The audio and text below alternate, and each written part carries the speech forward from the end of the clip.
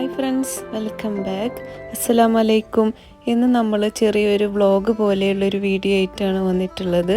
ഇന്ന് കുക്കിംഗ് ഒന്നും കാര്യമായിട്ടില്ല, എന്നാലും ഞാനൊരു ബണ്ണ് വെച്ചിട്ടുള്ള ഒരു സാൻഡ്വിച്ച് കാണിക്കുന്നുണ്ട്. ഇതിപ്പോൾ നമ്മൾ പുറത്ത് പോയിട്ട് മണ്ണ് മേടിച്ച് കൊടുത്തിട്ടുണ്ട്. ഇവിടെ ഫ്ലാറ്റിലായ കാരണം നമുക്ക് മണ്ണ് മേടിക്കണം, ഇതുപോലെ പാക്കറ്റിൽ മേടിക്കാൻ കിട്ടും ഇവിടെ. അപ്പോൾ എൻ്റെ ഒരു ഫ്രണ്ട് മിൻറ്റിൻ്റെ തൈകൾ തന്നിട്ടുണ്ടായിരുന്നു, പുതിന. അപ്പോൾ അത് ചെറിയൊരു ചട്ടിയിലാക്കിയിട്ട് കുഴിച്ചിടുകയാണ്. പിന്നെ ഞാൻ ഇത് അവൾ കൊടുന്ന അന്ന് തന്നെ വെള്ളത്തിലാക്കി വെച്ചിട്ടുണ്ടായിരുന്നു, ചെറിയ ബോട്ടിൽ കുറച്ച് വെള്ളം നിറച്ചിട്ട്. അപ്പോൾ അത് നന്നായി വേരൊക്കെ വന്നിട്ടുണ്ട്.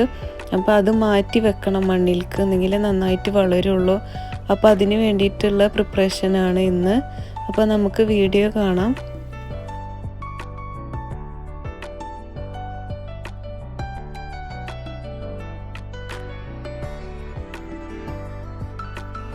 അതുപോലെ ഇത് ഓറഞ്ച് ആണോ ലെമണിൻ്റെ തൈയാണോ എന്ന് അറിയില്ല.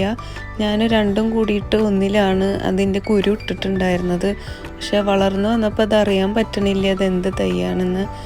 അപ്പോൾ അതൊന്ന് മാറ്റി വെക്കണം. നന്നായി വളർന്നു വന്നിട്ടുണ്ട്, ജസ്റ്റ് കുരു പാവിയതാണിത്. അപ്പോൾ അതൊന്ന് മാറ്റി വെക്കണം.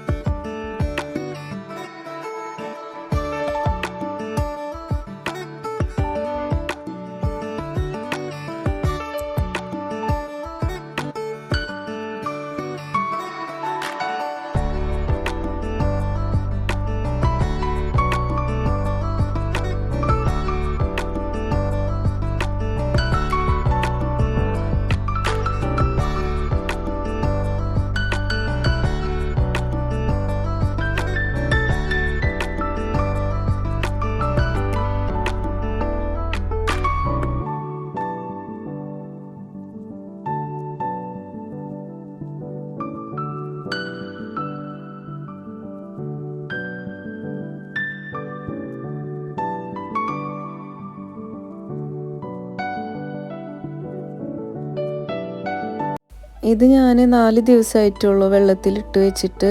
എന്നാലും ചെറിയതായിട്ട് അതിൻ്റെ തണ്ടിൻ്റെ അടിഭാഗത്തൊക്കെ കുഞ്ഞു കുഞ്ഞി തൈകൾ പോലെ വരുന്നുണ്ട്. അപ്പോൾ അതും മാറ്റി വെക്കണം. അത് ഒരു 5-6 ദിവസം വെയിറ്റ് ചെയ്താൽ നന്നായിട്ട് വേര് വരും. അപ്പോൾ നമുക്കത് മാറ്റി വെച്ചാൽ മിൻറ്റിൻ്റെ തൈകൾ നന്നായിട്ട് കിട്ടും.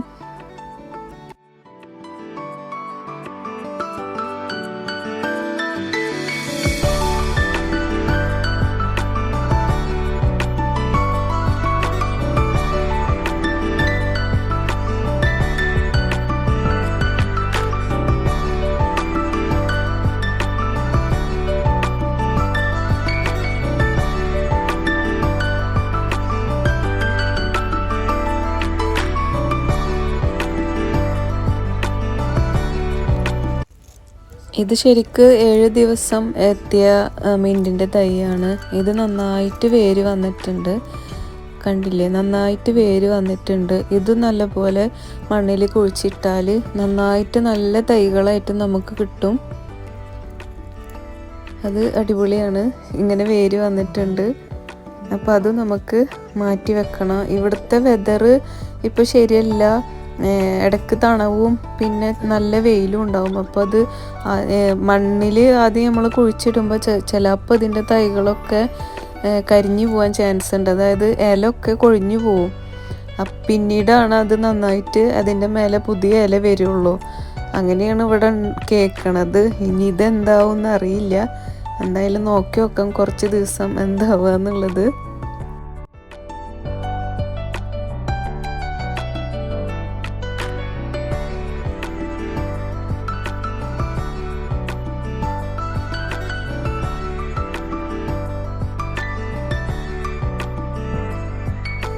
അപ്പോൾ അതൊക്കെ കഴിഞ്ഞ് ഇനി നമുക്ക് ഒരു ബണ്ണ് വെച്ചിട്ട് സാൻഡ്വിച്ച് എങ്ങനെ ഉണ്ടാക്കുക എന്നുള്ളത് നോക്കാം. സിമ്പിളാണ്. അപ്പോൾ എല്ലാവരും അതൊന്ന് കണ്ടിട്ട് ട്രൈ ചെയ്ത് നോക്കണം.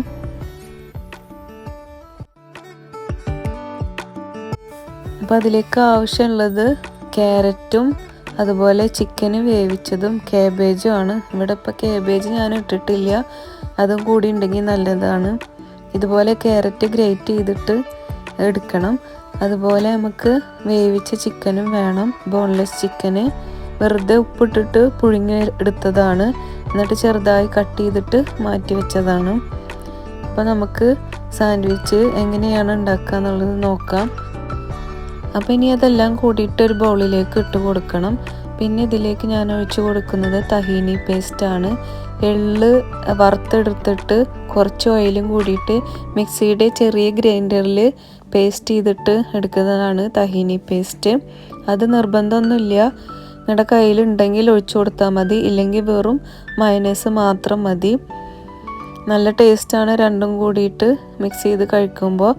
പക്ഷെ ഉണ്ടെങ്കിൽ മാത്രം മതി, ഇല്ലെങ്കിൽ മയണൈസ് മാത്രം ചേർത്ത് കൊടുത്താലും നല്ല ടേസ്റ്റ് തന്നെയാണ്.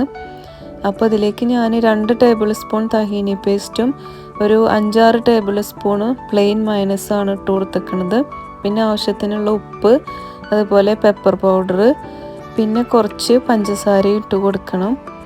അത് നല്ല ടേസ്റ്റാണ് ഇത് എല്ലാം കൂടിയിട്ട് മിക്സ് ചെയ്ത് കഴിക്കുമ്പോൾ. അപ്പോൾ ഇതെല്ലാം ഇട്ട് കൊടുത്തതിന് ശേഷം നമ്മളതെല്ലാം കൂടി മിക്സ് ചെയ്തിട്ട് വെക്കണം.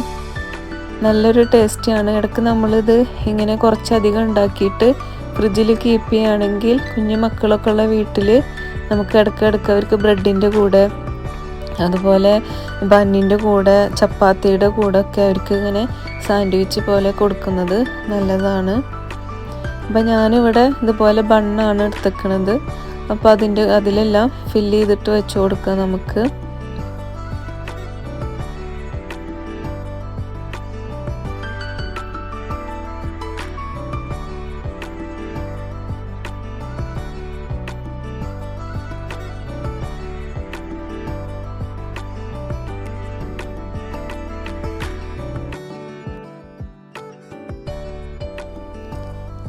ഇതിൻ്റെ കൂടെ റെഡ് സോസ് ഉണ്ടെങ്കിൽ അത് ഒഴിച്ച് കൊടുക്കുക, ടൊമാറ്റോ കെച്ചപ്പ് അതുണ്ടെങ്കിലും നല്ല ടേസ്റ്റ് തന്നെയാണ്. അത് വേണമെങ്കിൽ അങ്ങനെയും ചെയ്യാം. അതല്ല ഇത് മാത്രം പ്ലെയിൻ ആയിട്ട് വെക്കുകയാണെങ്കിൽ അങ്ങനെ കഴിച്ചാലും നല്ല ടേസ്റ്റ് തന്നെയാണ്.